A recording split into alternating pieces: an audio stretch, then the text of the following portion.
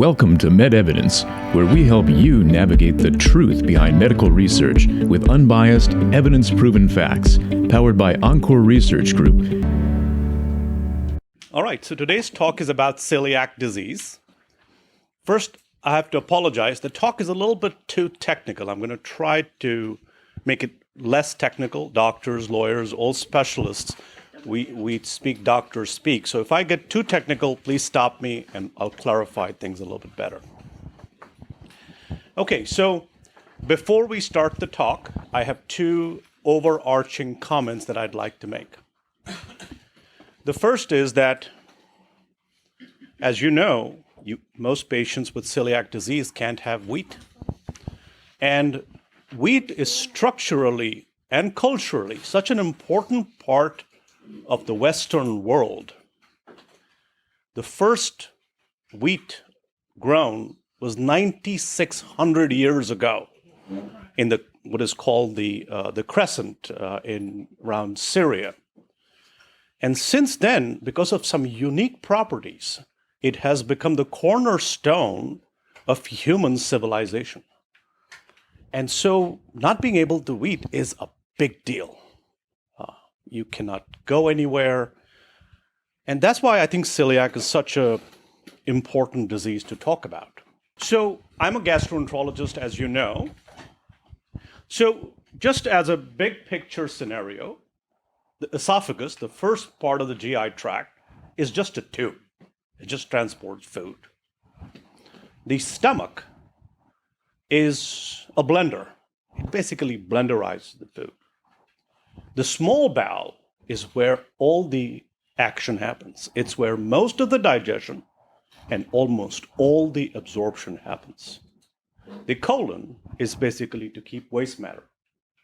So that's like the big picture scenario. And what happens with diseases is you learn how important an organ is when it stops working. So what is the abnormality in celiac disease? It's this. We do endoscopies 3 days a week. And 3 days a week, when I leave the stomach and enter the first part of the small bowel called the duodenum, this is what I see. And this is actually very beautiful. It's like 60s shaggy carpet. And these are villi. And the villi are very pretty. But they're not only pretty, but they serve a critical function. I learned somewhere from actually a layperson that if you flatten out all the villi in the small bowel, you get the surface area of a tennis court. Every time I'm on the tennis court, I think about that. The villi make an ordinary 26-foot-long tube into an absorption super machine. It absorbs everything. I tell my patients on Thanksgiving, you have 10,000 calories. Next day, you're hungry again. The amount of absorption the small bowel is capable of is actually infinite. And that's why you get 800-pound human beings, because we evolved at times of great scarcity, where most of our food came from plants, and plants are very low calorie. So to absorb them, we created the villi, and we lengthened the small bowel. So the villi, villus basically means a finger-like projection, are basically longitudinal tubes that are supplied by blood vessels, both arteries and veins, and lymphatics, and they play a critical role both in digestion and in absorption. And what happens in celiac disease is these villi go away, or they become less numerous. So that is the central disease in celiac disease, or the central pathology in celiac disease. Okay, so what is celiac disease? It's basically an immune-mediated reaction of the small bowel to an outside allergen. And that allergen is gluten. And this reaction is mediated by the immune system. And you are genetically predisposed to it. That's basically the disease. Conceptually, it's not a very hard to to think about celiac disease, unlike, say, diabetes or heart disease, which are very complex. Celiac is very simple. And it's also called gluten-sensitive enteropathy, celiac sprue, and some other names. And I learned I learned recently that it was actually discovered in the 2nd century, and that's where this Greek physician named it celiac. Celiac means gut disease, and it was first described by a pediatrician, Samuel Gee, in 1887. The disease is very florid in kids, so almost all the initial work on celiac came from pediatricians, and that's kind of the physiology. Now, here I have to tell you a story about a patient. I saw a patient recently in his 20s or 30s. He had diarrhea, weight loss, many of the classic symptoms. And I asked him a little bit more about his history. He said his parents were in the army, and they were stationed in Guam, I think. And when the baby was born, he was fine for about 6 months. After 6 months, he started having all these GI symptoms. And a very smart pediatrician said, feed him only bananas, and he's going to be okay. So every month, a shipment of bananas would come, and he would get the first allotment. They would freeze it, and he basically survived on bananas.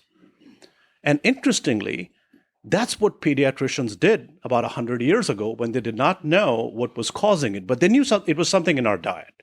They didn't realize it was something as prevalent as wheat. But they knew if you changed the diet to bananas, patients would get better.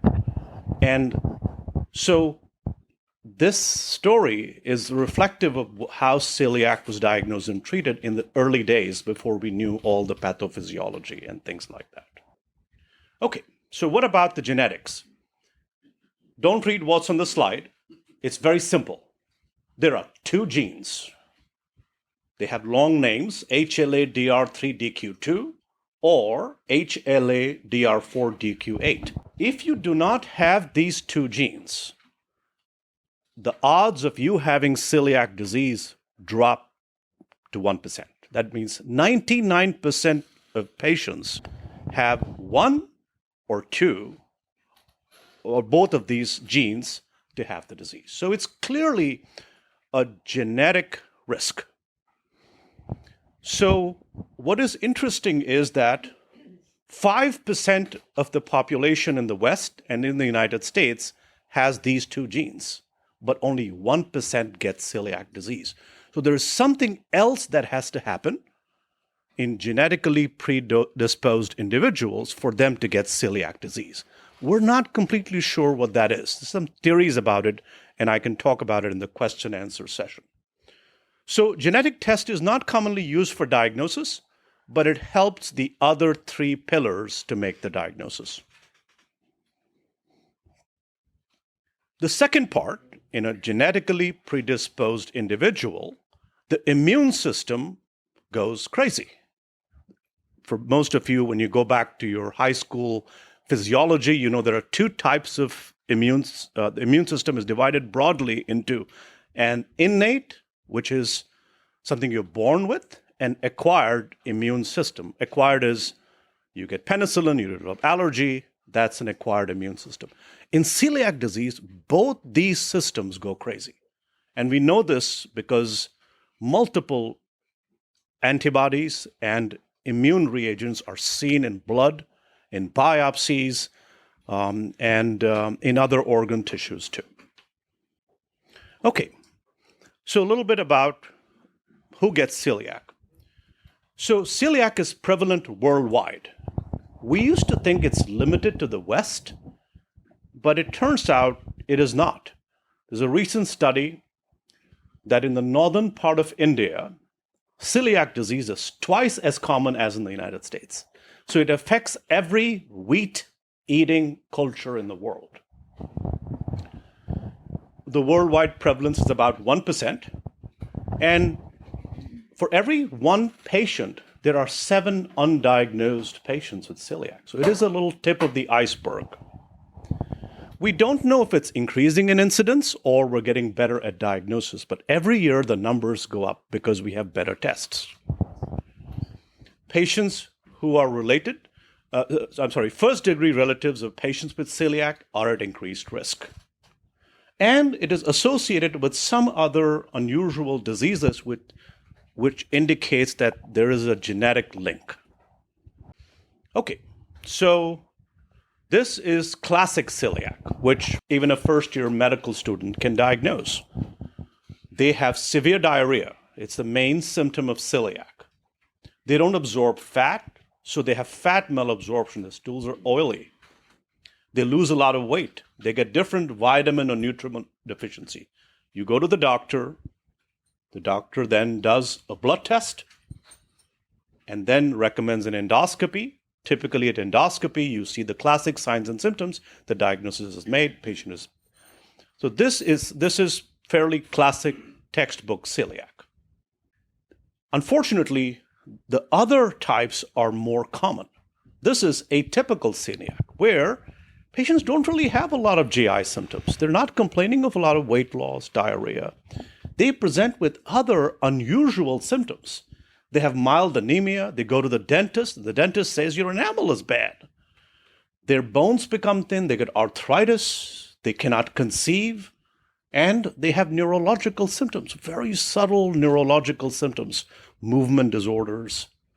This requires a high index of suspicion.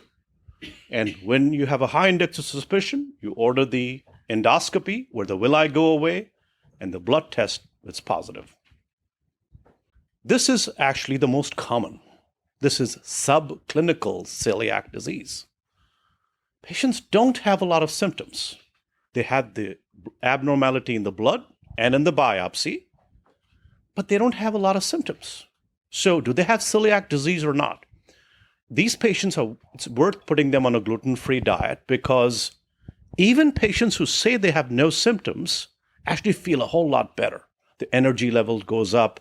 What they thought was just arthritis from getting older gets better. Their skin texture improves. Their memory improves. So subclinical may not be really subclinical. The symptoms may be so subtle, patients have just gotten to learn to live with them. Okay, this is potential celiac disease. You have no symptoms.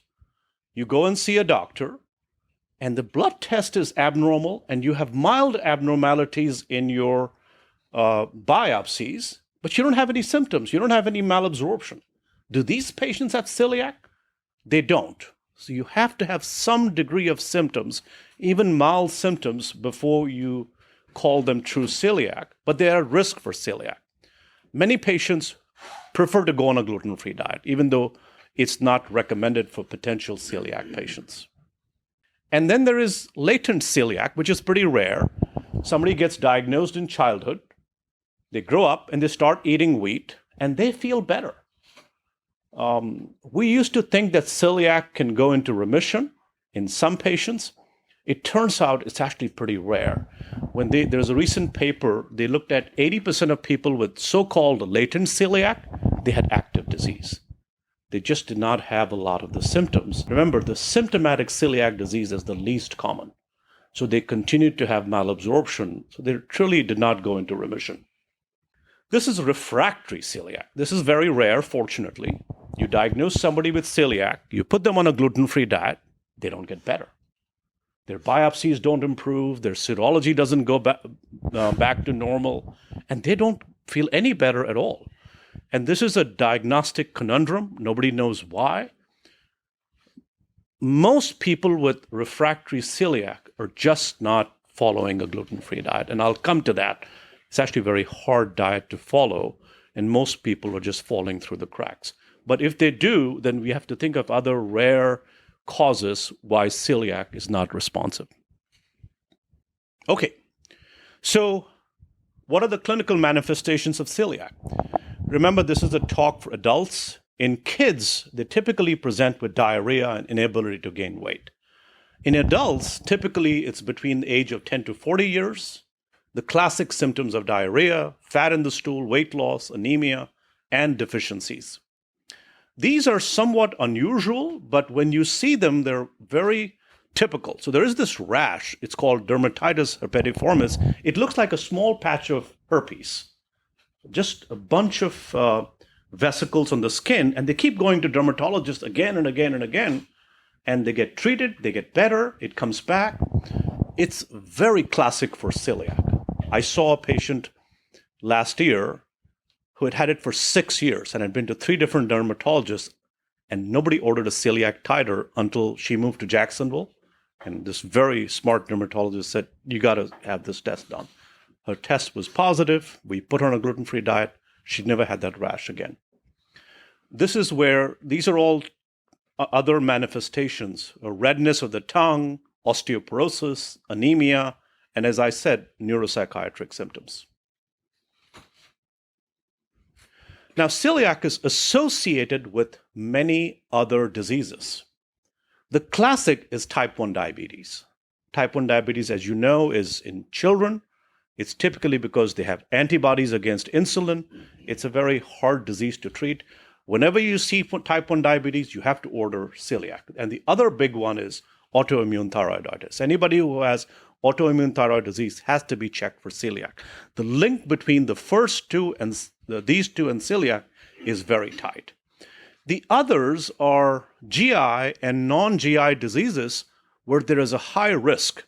And in other words, whenever I see a patient with microscopic colitis, which is pretty rare, but I always order a celiac, and about 6% of the time it's positive.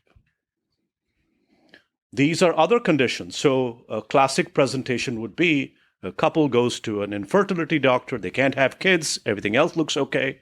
One of them has celiac.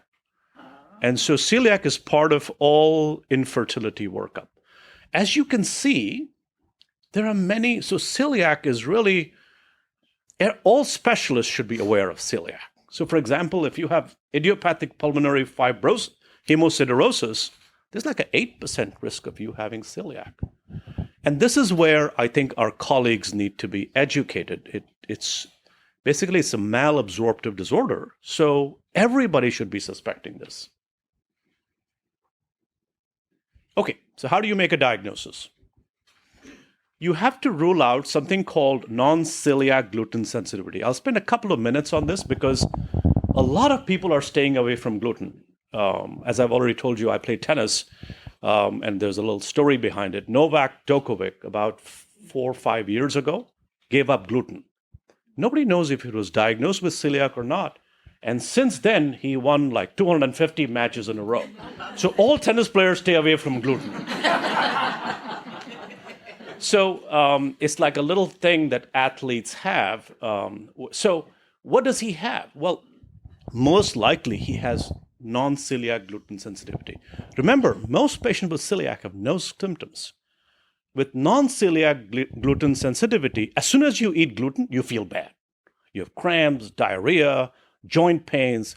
This is a true allergic reaction. You're allergic to wheat. And what's interesting is it's 3 times as common as celiac. 3% prevalence of and that's the reason it's actually good for us, for our celiac patients too. That's why we have gluten-free on every menu now. It's because these people are they feel it the next day. They go back to the restaurant and they complain. This is why gluten-free is very prevalent. It's because of non-celiac. The other important point is all testing should be done while you're eating gluten. If you stay away from gluten within 2 weeks, your antibodies drop and may disappear. So it's a very common mistake where we, do the testing off of gluten, and of course, all the tests come out okay. Okay, so we talked about serology. Again, you ignore what's on the slide. Here's the bottom line about blood tests. We have one single test. This test is called a tissue transglutamase IgA antibody, TTG-IgA. This one single test, it's inexpensive, it's done by every commercial lab in the United States, has a 90 to 98% sensitivity and almost 95 to 97% specific. There is very few tests that can do this. So we now have an easy way to look. So whenever you suspect, you may have it, order this test. Very rare. So the rest of it is all a little complicated, but the bottom line is we have a great single blood test to make this diagnosis. and you stay away from gluten, it drops. So you can also measure if somebody is following their gluten-free diet. So in other words, I have patients who go on a cruise, and they come back, and I always sneak in the blood test there. And I know what they've been doing on the cruise, eating gluten, I mean. So, all right. So what happens during an endoscopy? You remember from the first picture, the beautiful villi, which are like this. In celiac disease, this is what happens. This is very advanced celiac. The villi go away. This is the main problem in celiac.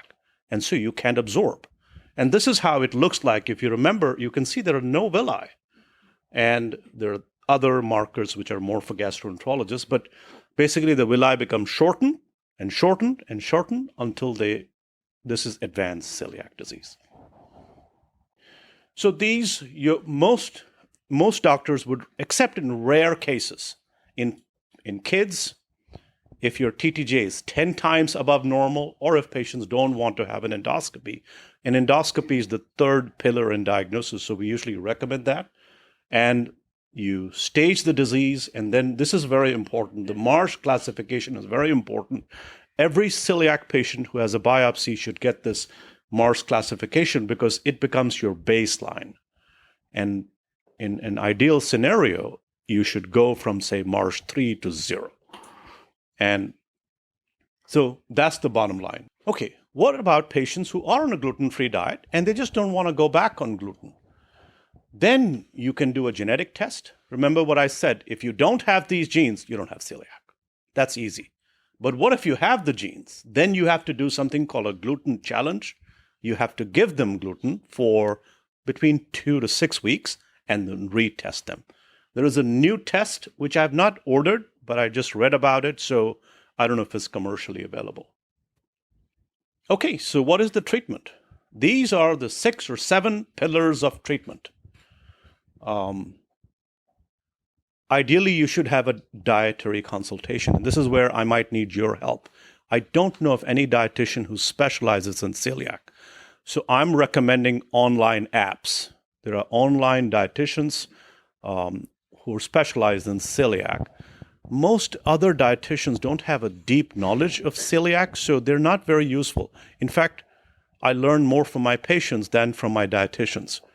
And here I have a story. So I told the patient, she said, I can't eat anything. And I told her, why don't you try Rice Krispies?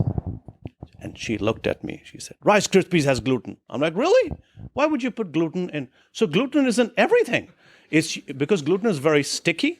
It's used as a filler in hundreds of products where it doesn't need to be. So that's, I learn more from my patients about what to do. But if you have access, a good dietary consultation is very important.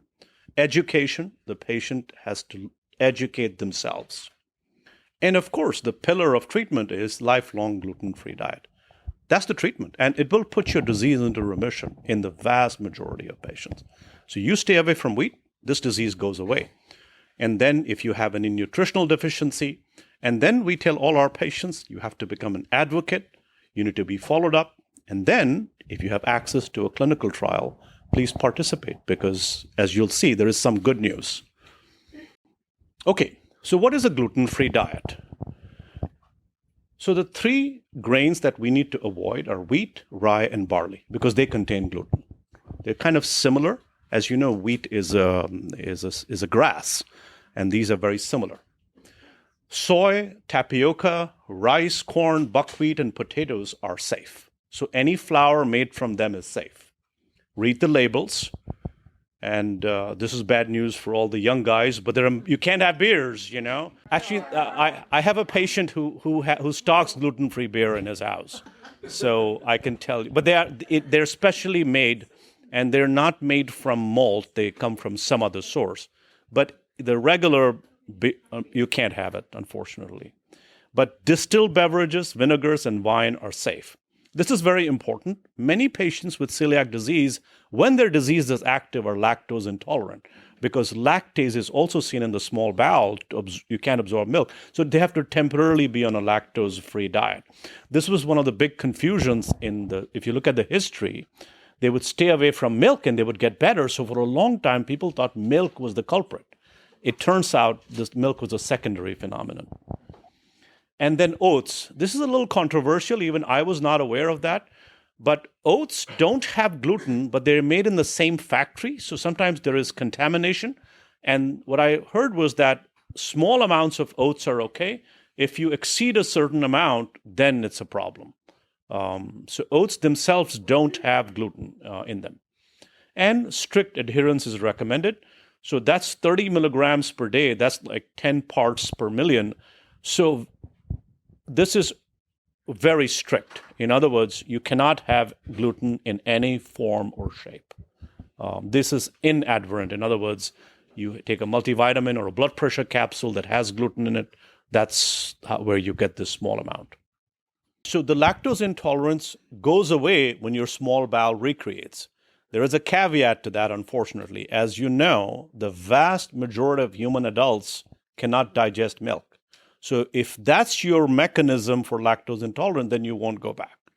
But if you're like you were able to have milk before, if your disease is in remission, most people can tolerate milk. Then you become like everybody else. It's as far as lactose goes.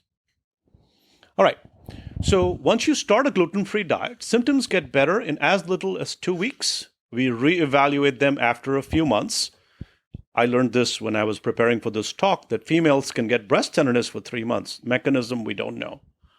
And then it takes a little while to rebuild your small bowel. So you repeat the blood test in 3 to 6 months and repeat the endoscopy in 6 months to 2 years. 2 years is better. And that's when you should see all the changes are better. But sometimes patients are very anxious at 6 months. They've been doing great. They need a little positive reinforcement. Then you can do it at 6 months. This is another thing I learned as I was preparing for this talk.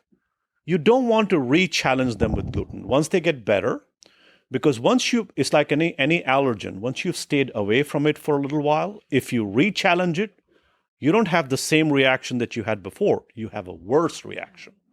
So this happens to anybody. It's like if you stay away from milk, you were not lactose intolerant. The next time you have milk, your body will reject it because it's not used to it. So patients like the idea of a gluten re-challenge, but medically it's not recommended. That the gluten challenge is only recommended if your initial testing was on a gluten-free diet. See, this is different. What I'm saying is, your testing was done while you were eating wheat and you were diagnosed with celiac, you got better, you don't want to re-challenge that person. But let's say your initial testing was done while you were pretty much restricting your wheat, then you re-challenge. And re-challenge has to be done very carefully. It's done with half to 1 slice of bread every day for 2 weeks, and then from 2 to 4 weeks, 1 slice daily for 6 weeks. We had to be done carefully. But if your initial testing was done when you were on a gluten diet, then you don't need to be re-challenged. Okay, a small number of people don't respond, and this is mainly due to poor dietary compliance, but there are other diseases, ulcerative jejunitis, SIBO, which look like celiac disease on a biopsy, and then you go back to the gastroenterologist to rule these other fairly rare diseases. This is refractory sprue. We talked about it. It's very rare. I think I have only one patient, and he's been referred to a celiac expert to find out why. Okay, what additional treatments? You have to check for vitamin and mineral deficiencies and replace them. Remember, wheat is a main source of fiber in our diet. Whole wheat is a great source of fiber. When you stay away from it, people get constipation, so you give them psyllium husk. Many medications, birth control, for example, if your absorption is very poor, so you have to kind of adjust the dose of the medications. You give them vitamin D and calcium to prevent osteoporosis, and this is very important. They all need pneumococcal vaccine. Maybe not as much younger patients, but older patients, you have to emphasize pneumococcal vaccine. And then if you have that skin rash, there's a medication called Dapsone. Okay, so that's where we are. Where are we heading? The future is actually very exciting. This is from a year ago, but there were 22 potential treatments in clinical trials. And they range from pills that inactivate gluten to inactivate the immune system at the level of the gut, and then prevent the immune system from spreading to the rest of the body. At the entire stage, there are drugs being studied. The one drug that went to phase 3, we were not part of it, but it was stopped because there was not a big difference between placebo. This was just a few months ago. Larazotide was stopped, but there are many other drugs coming, and they are in phase 1, phase 2, and phase 3 trials. Our interest is that we are doing a phase 1 trial. As you know, phase 1 is first in human, and we have a spectacular phase 1 unit. I mean, this place is very well run, some very competent people, and they are doing a clinical trial. So the drug is manufactured by Chugai Pharmaceuticals, and it's basically similar to, you're probably familiar with Remicade and all these biologic drugs. This is very similar to that. It's a humanized antibody that binds to the specific locus where gluten and this DQ2 gene bind together and suppresses their activity. And it helps patients with celiac disease. It's very early, so the purpose of the phase 1 study is to see if it's safe. It's basically a safety study, and we need patients who have biopsy-proven celiac disease. They must be in remission, and they have to have one copy of the DQ2 gene. So if you know of people who are interested, please spread the word around. And this is very exciting. One of the things we learn about wheat is that what has happened is, as agriculture has become mass-produced, we used to eat 3,000 different types of wheat. If you went from one village to different village, that wheat has not crossed that village. So every country had its own wheat. But wheat has been selected for pesticide resistance, drought resistance. So the vast majority of the world now is eating 1 or 2 species of wheat. And what has done is, and these have been selected for a high gluten content, because gluten is what makes pasta. It makes it so nice. So they've been selected for that purpose. And so there is a movement to go back to other types of wheat. And it turns out the other wheat variants are much less immunogenic. And so there's a lot of exciting research on wheat that will not cause celiac disease. This, I think, is the holy grail. But so there's a lot of research going on different kinds of wheat. So we need volunteers, and this is a pitch for that. And volunteers are very important in clinical trials. And that's it. Thanks for joining the MedEvidence podcast. To learn more, head over to medevidence.info or subscribe to our podcast on your favorite podcast platform.